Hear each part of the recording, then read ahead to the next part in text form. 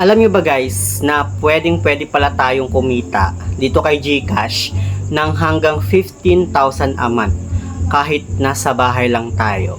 Ito guys no, subok ko na talaga siya at legit na kumita nga ako sa kanya ng hanggang 10,000 a month.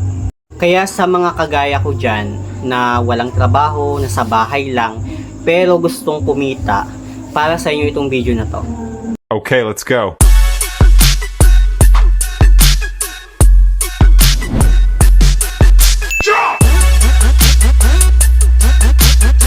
Hello guys, it's Del Mariano and welcome back to my YouTube channel. So for today's video guys, mapag-usapan natin paano ba kumita kay GCash kahit nasa bahay ka lang. Anyway guys, no, bago natin simulan itong topic natin ngayon, meron lang muna akong gustong i-share sa inyo na bago ako kumikita ng mas malaki, syempre nag-start muna ako nag-work muna ako dati. Dati kasi guys, no, before, nag-work ako sa Jollibee. Way back 2017 to 2018, nag-work ako sa Jollibee as a front counter cashier at Smart. Bali dalawa guys yung position ko. Smart tsaka front counter cashier. Pero yung pinaka main mother station ko talaga is counter cashier. And that time guys, no, yung sahod pa lang namin is nasa 280. So magkano yon in a month? Nasa 7,000 plus something yung nasa sahod namin. Pero okay naman dati guys ko kasi mababa pa yung mga bilihin. Unlike ngayon guys na medyo tumaas na yung mga bilihin. So I think tumaas na din yung sahod ng mga crew. Anyway, back 2019 guys, no, nag-work ako as Oppo promoter sa La Union. And sa mall ako guys, pero actually paiba-iba ako ng area. Sa palipat-lipat ako ng area. Tapos ang maganda naman kay Oppo guys, no, medyo malaki ng konti yung pasahod nila, like 310 that time. Then meron kaming nakukuhang incentives kapag natatarget nga namin yung pinapatarget sa amin. At then sobrang nakaka-stress din mag-work sa Oppo guys, no, kasi medyo mababa yung nakukuhang incentives dahil nga sa area ko, medyo mahina sa area ko. But then okay na yun guys compared nung nagtatrabaho ako sa Jollibee kasi mas mababa yung sahod ko talaga sa Jollibee. So kung i-compare ako naman guys, no, sa Jollibee at sa Oppo, yung sa Jollibee guys, no, ang nakakapagod doon yung katawan mo kasi talagang sobrang nakakapagod at sobrang daming customer. Pero sa Oppo naman guys, no, ang nakakapagod doon is yung utak mo. Kailangan mo talagang makabenta, kailangan mo talagang makakuha ng customer. So ano nga bang kinalaman guys, no, ng topic natin ngayon sa mga trabaho ko before? Yes, meron kasi siyang kinalaman guys, no, kasi iko-compare natin yung kinikita ko ngayon na wala akong trabaho pero may business nga ako dito about kay GCash compared dun sa kinikita ko sa mga work ko before.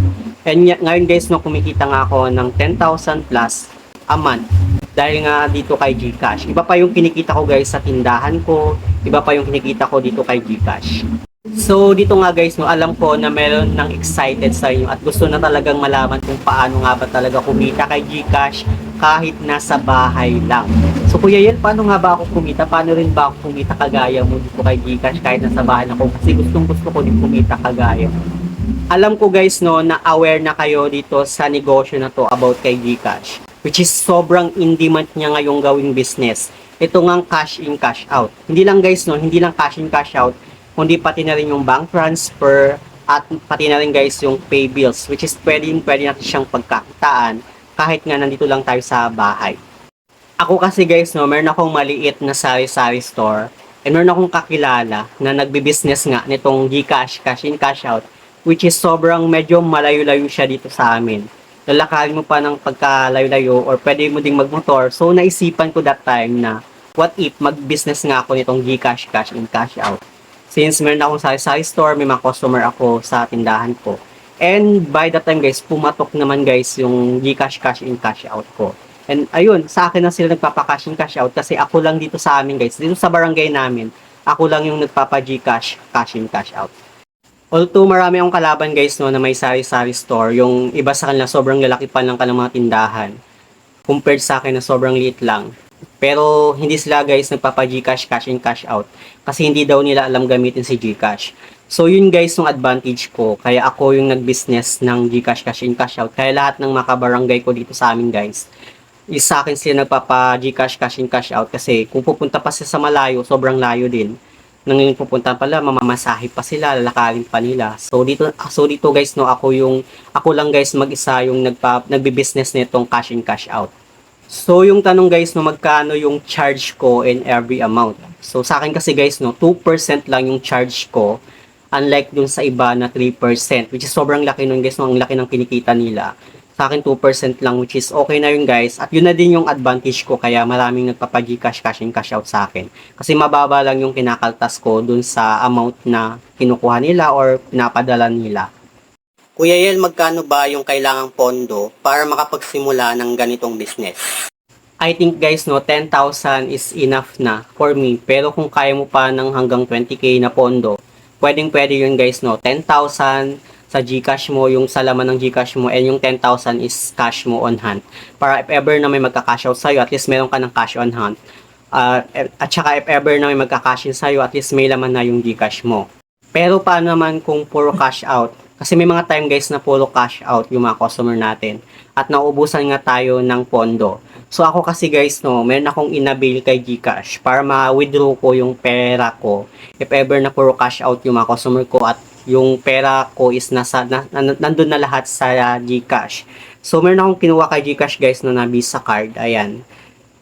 Yan, nag-withdraw lang ako guys sa mga ATM, mostly sa rural bank, sa land bank, yung mga yan. May mga charge lang sila na 15 pesos to 18 pesos. Sa BDO 18 pesos, sa land bank nasa 16 pesos at sa rural bank 15 pesos. So, withdraw ko lang guys no, if ever na nandun na lahat ng pera ko sa GCash. Baka may magsabi sa inyo dyan guys, sana siguro sponsored to ni GCash. Well, hindi po ako sponsor ni GCash at hindi rin po ako binayaran ni GCash. Ito ay based lang naman sa aking personal experience na gusto ko lang share sa inyo para at least sa mga kagaya ko na gustong kumita kahit sa bahay lang. At least, di ba, may idea na kayo. So, paano natin malalaman yung kinikita natin kay GCash guys, no? Okay, ako kasi guys, no, sinusulat ko siya sa notebook, yung mga kinikita ko kay GCash, yung mga charge ko sa kanya. Like dito guys, no, sa October 8, ayan, susulat ko sa notebook. 807 guys yung kinita ko sa kanya in one day. Kasi merong nagpa-cash out ng 30,000. Which is ginamit ko yung GCash, yung wala akong pondo that time. So, ang ginamit ko guys is yung Visa card. Visa card ni GCash. Kaya, winidraw ko lang siya doon. And, ayun, may charge lang naman na 15 pesos sa rural bank. So, okay na din yun guys, no? Kasi malaki naman yung charge natin. Kasi nga 2% tayo. So, ayun, kumita ako ng 807 sa kanya. Kasama na guys, no, yung mga load. Kasi nagbebenta rin ako ng load gamit si GCash. At nagpapatong ako guys ng 5 pesos. So, sa mga nagbabalak guys, no, na magnegosyo ng ganito, make it sure nyo guys, no, na dapat magiging aware yung mga tao na nagbi-business ka ng ganito. So, kailangan mo guys na mag-tarpaulin, maglagay ng tarpaulin sa harap ng bahay nyo. And kung pwede din na hanggat maaari, pwede ka din maglagay kung magkano yung percent ng charge mo. Kasi pag once na nakita nila guys na yung percent, mas mababa dito. So, doon sila sa'yo. Kasi mostly guys, no, yung iba kasi talaga sobrang laki ng kinakaltas nila, like 3% sila, 4%, ganon. So far, mas okay talaga guys, no, kung medyo mas mababa sa'yo kasi mas lalapitin ka talaga ng mga customer. So yun lang naman guys, no, yung gusto kong i-share sa inyo. Sana meron kayong natutunan, lalo na guys, no, sa mga nanay dyan, sa mga may anak na nasa bahay lang at naiiwan sa bahay dahil yung kanilang asawa is nagkatrabaho. Why not guys, no, why not na isama nyo na itong si GCash cash in cash out na gawin yung source of income para at least madagdagan guys yung kinikita nyo. Kahit nasa bahay ka lang, at least kumikita ka. Anyway guys, sa mga hindi pa pala nakakapag-subscribe sa aking YouTube channel, please don't forget to like, share, and subscribe. Click the notification bell para lagi kang updated sa aking mga susunod na video. Thank you guys, thank you for watching, and see you on my next video. Bye!